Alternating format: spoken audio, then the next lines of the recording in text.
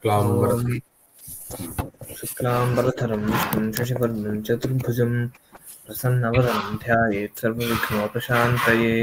अज्ञानतिमिरान्धस्य ज्ञानाञ्जनशलाकया चक्षुरुन्मीलितं येन तस्मै श्रीगुरवे नमः। गुरुर्ब्रह्मा गुरुर्विष्णुः गुरुर्देवो महेश्वरः गुरुः साक्षात् परब्रह्म तस्मै श्रीगुरवे नमः। तस्माद्गच्छेरनुकनखलं शैलराजावतीर्णां जह्नोः कन्यां सगरतनयस्वर्गसोपानपङ्क्तिं गौरीवक्त्रभ्रुकुटिरचनां या विहस्येव फेनैः शम्भोः केशग्रहणमकरोदिन्दुलग्नोर्निहस्ता तस्माद्गच्छेरनुकनखलं शैलराजावतीर्णाम् तस्माद्गच्छेरनुकनखलं शैलराजावतीर्णां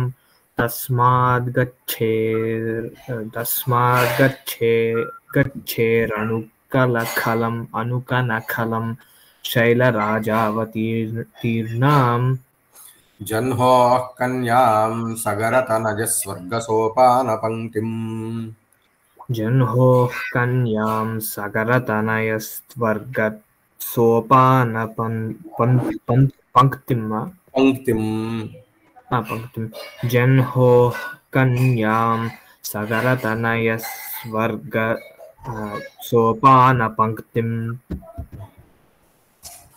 गौरीवक्त्रभ्रुकुटिरचनां या विहस्येव फेनैः गौरीवक्त्रभ्रुकुटिरचनां या विहस्येव फेनैः गौरीवक्त्रभ्रुकुटिरचनां या विहस्येव फेनैः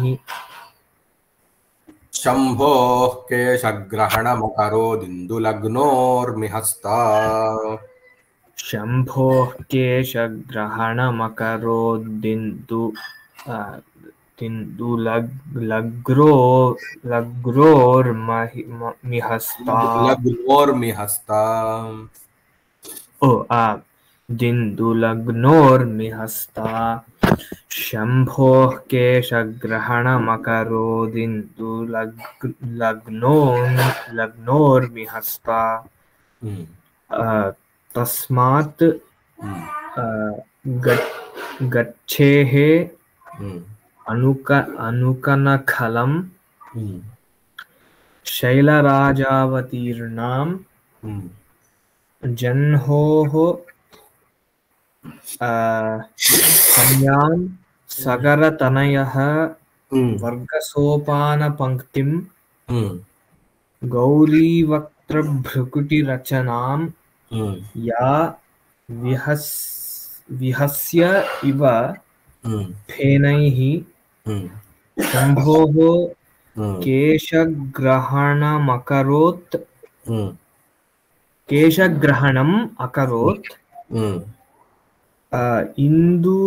इंदुलग्नोर्मि హస్తా ఇక్కడ క్రియాపదాలు వచ్చేసరికి గచ్చేహే అకరోత్ కిమకరోత్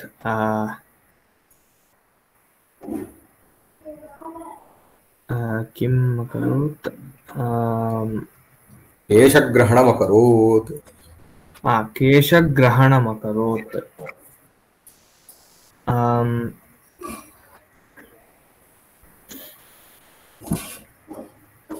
ఇక్కడ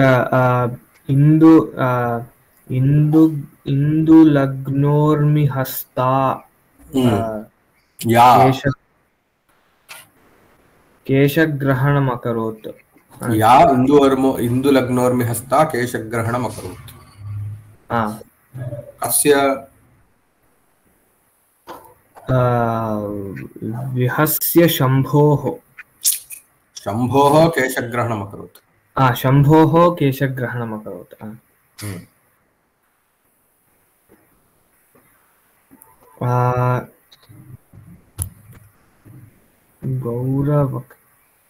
गौरीवक्त्रभ्रुकुटिरचनां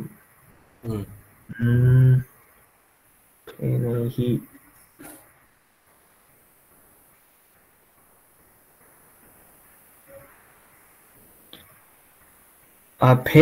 फेनैः गौरीवक्त्रभ्रुकुटिकरणां फेनैः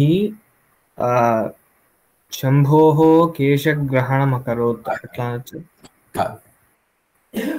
गौरीवक्त्र भ्रुकुटिरचनां विहस्य फेनैः विहस्य इव फेनैः विहस्य इव शम्भोः ऊर्मिलग्नोर्मिहस्त इन्दुलग्नोर्मिहस्त शम्भोः केशग्रहणमकरोत् या गच्छेः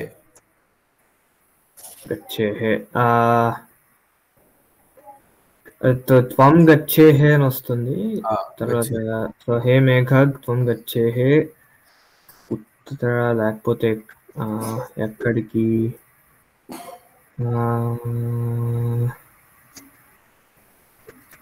సగరతనః వర్గసోపాన పంక్తిం శైలరాజ్ అనుకనఖలం అనుకనఖలం గచ్చేః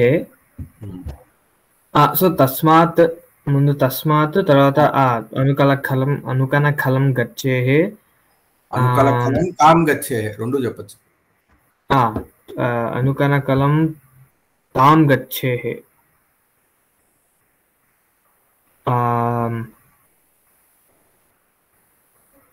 ఇక్కడ అన్ని వీటికి విశేషణాలు అవుతాయా అనుకనఖలంకి ఈ శైలరాజా అనుకనఖలం ఎవరిని వెళ్ళాలి జన్హోః కన్యాం గచ్చేః జన్హోః కన్యాం గచ్చేః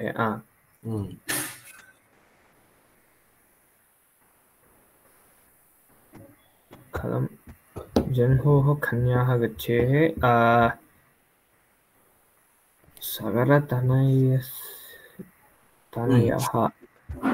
సగరతనయస్వర్గసోపాన పంక్తిం శైలరాజావతీర్ణాం జన్హోః కన్యాం గచ్చేః జన్హోః కన్యాం గచ్చేః తస్మాత్ అనుకనఖలం శైలరాజావతీర్ణాం సగరతనయస్వర్గసోపాన పంక్తిం జన్హోః కన్యాం గచ్చేః యా గౌరీవక్త్రభ్రుకుటిరచనాం ఫేనైః విహస్య ఇవ శంభోః ఇందులగ్నోర్మిహస్త శంభోః కేశగ్రహణమకరోత్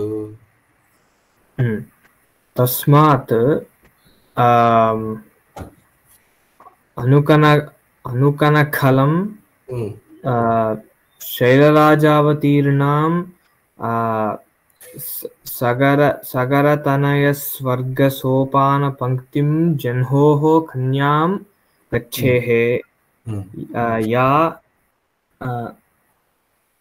గౌరీవక్త్రభ్రుకుటికరణాం ఫేనైః రచనాం ఫేనైః విహస్య ఇవ యా ఇందులగ్నోర్మిహస్తా శంభోః కేశగ్రహణమకరోత్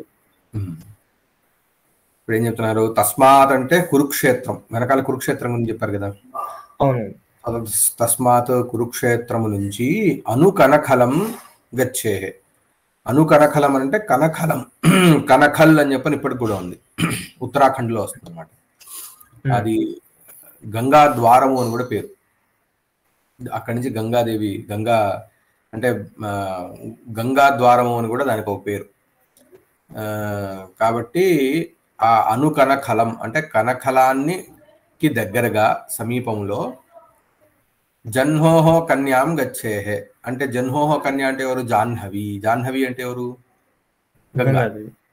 గంగాదేవిని గచ్చేః వెళ్ళు అంటే గంగాదేవి దగ్గరికి వెళ్ళు ఆవిడ ఎలా ఉందిట శైలరాజావతీర్ణం ఆవిడ శైలరాజు అంటే ఎవరు హిమవంతుడు అంటే హిమవంతుడి దగ్గర నుంచి అవతరించినటువంటి సగర తనయ స్వర్గ సోపాన పంక్తి ఆవిడ రావడానికి గల కారణం ఏమిటి భగీరథుడు ఎందుకు ఆవిడ రావడం కోసం తపస్సు చేస్తాడు అంటే సగర పుత్రులకి స్వర్గప్రాప్తి కలగడం కోసం వాళ్ళ అస్థికలు అక్కడ ఉంటే వాళ్ళకి స్వర్గప్రాప్తి కలగడం కోసం అని చెప్పని ఆవిడ కిందకి వస్తుంది అవతరిస్తుంది కాబట్టి సగర తనయులకు స్వర్గ సోపాన పంక్తి అంటే ఏంటి, వాళ్ళు స్వర్గానికి వెళ్ళడానికి మెట్ల వరుస ఈవిడ గంగ. అంటే ఏంటి, ఈవిడ వలన వాళ్ళు స్వర్గానికి వెళ్ళారు అని చెప్పని మనకి ప్రథ అంటే లెజెండ్. ఆవిడ్ని వెళ్ళు అని. ఆవిడ ఎలా ఉందిట, ఆవిడ ఏంటిట అంటే, ఎవరైతే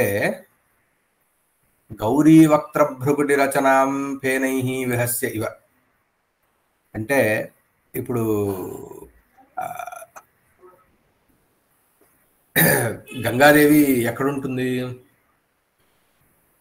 మన కాశీ ప్రయాగ్ ఇక్కడ. రకంగా ఆలోచిస్తే గంగాదేవి శివుడి జటాజూటంలో ఉంటుంది.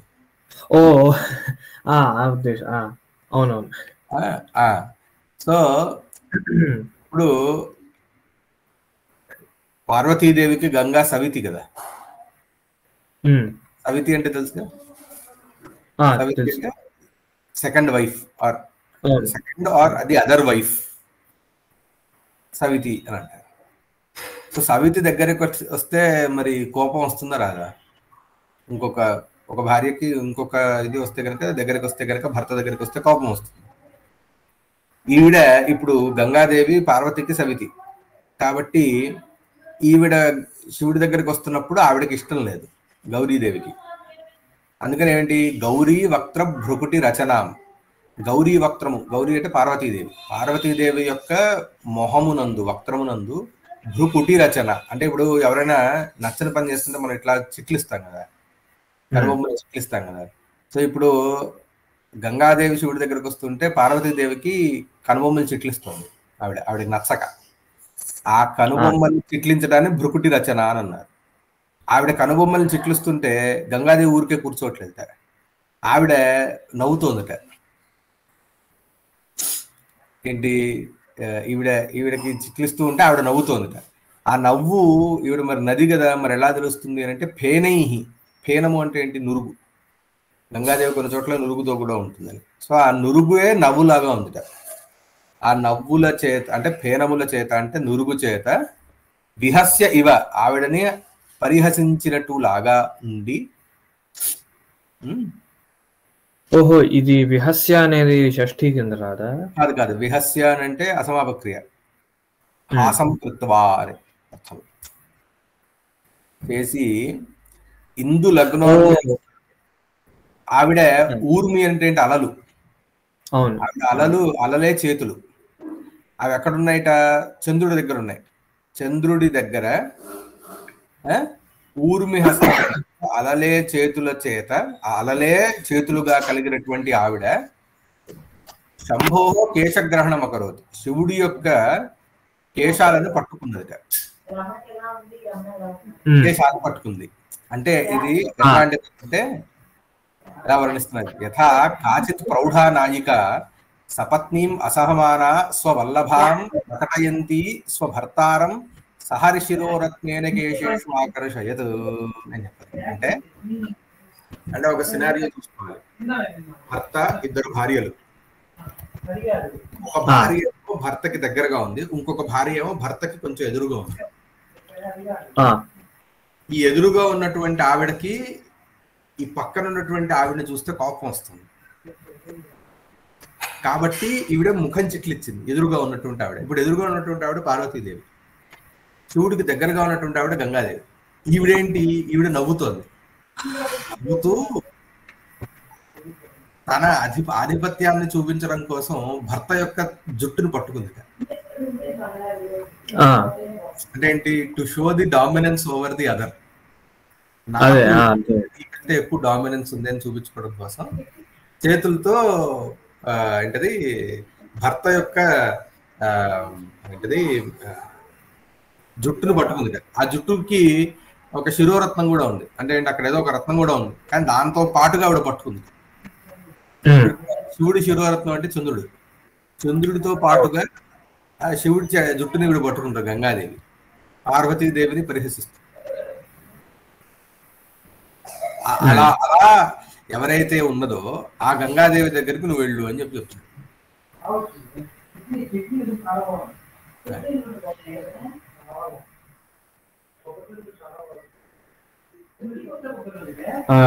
ఇక్కడ క్రియాపద సమాసాలు సమస్త పదాలు వచ్చేసరికి కనఖలస్య సమీపే అను కనఖలం అని తీసుకోవాలి ఇక్కడ అవ్యయీభావం.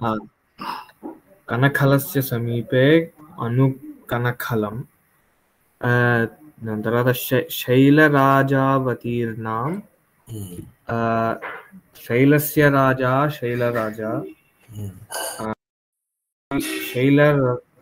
రాజాత్ అవతీర్ణ శైలరాజాత్ అవతీర్ణాం శైలరాజావతీర్ణాం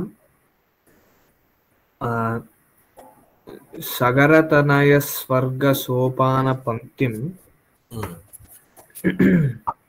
సగరస్య తనయాః సగరతనయాః సగరతనయానాం ఇది మళ్ళా స్వర్గస్య సోపానం స్వర్గ సోపానం తేషాం పంక్తిం స్వర్గ సోపానం సగరతయానాం స్వర్గ సోపాన అదే అంతే స్వర్గ సోపాన పంక్తి స్వర్గ సోపాన పంక్తి.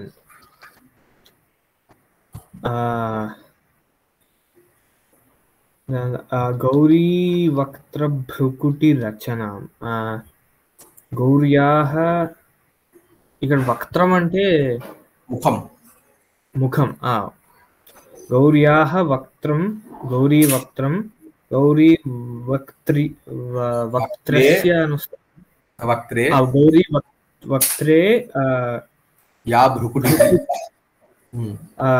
భ్రుకుటి గౌరీ వక్త్ర భ్రుకుటి తయోః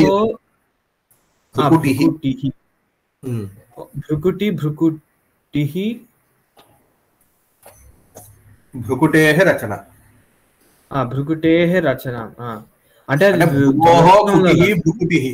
భ్రువోః కుటిః భ్రుకుటిః గౌరీవక్త్రే భ్రుకుటిః గౌరీవక్త్ర భ్రుకుటిః గౌరీవక్త్ర భ్రుకుటేః రచన. అంటే కుటిః అంటే దాని సమూహం వస్తుంది. కుటిః అంట రెండు కలిపి వచ్చేస్తాయి. భ్రువోః కుటిః భ్రుకుటిః గౌరీ వక్త్రే వక్త్ర్యాః వక్త్రే భ్రుకుటిః వక్త్రే భ్రుకుటిః తస్య రచన గౌరీ వక్త్ర భ్రుకుటి రచన తాం గౌరీ వక్త్ర భ్రుకుటి రచన. శంభుః కేశగ్రహణం కేశస్య గ్రహణం కేశగ్రహణం ఇందులగ్నోర్మి హస్త ఊర్మయః ఏవ హస్తాః ఊర్మిహస్తాః ఊర్మయః ఏవ హస్తాః ఊర్మిహస్తా. ఇక్కడ లగ్నం అంటే అంటే పట్టుకుంది అని ఉంచబడినటువంటి అంటే అదే పట్టుకోవడం అదే అలాగే వస్తుంది. ఇందోః లగ్నాః ఇందులగ్నాః ఊర్మిహస్తాః యస్యాః సా. ఇందులగ్నాః ఊర్మిహస్తాః యస్యాః సా ఇందులగ్నోర్మిహస్తా.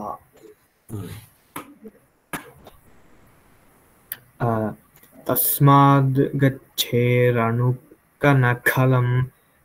శైలరాజావతీర్ణాం జన్హోః కన్యాం సగరతనయ స్వర్గ సోపాన పంక్తిం గౌరీ వక్త్ర భ్రుకుటికరణాం రచనాం యా విహస్యేవ ఫేనైః శంభోః కేశగ్రహణమకరోదిందు లగ్నోర్మిజ హస్తా